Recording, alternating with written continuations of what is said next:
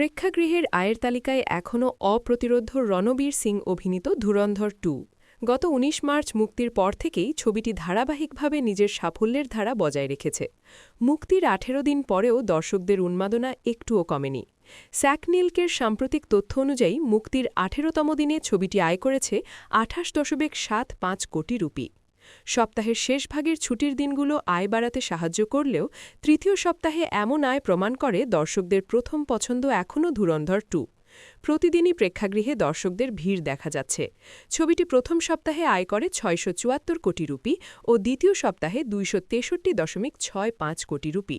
ফলে ভারতে মোট স্থূল আয় দাঁড়িয়েছে ১,২০৯.৯৮ কোটি ও নিট আয় ১,০১৩.৭৭ কোটি রুপি।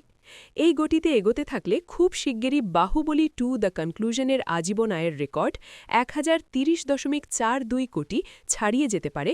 পাশাপাশি পুষ্পা 2 দ্য রুলের ২,১৪৫.৬০ কোটি আয়কেরও ছুঁতে পারবে কিনা সেটিও এখন আলোচনায় রয়েছে।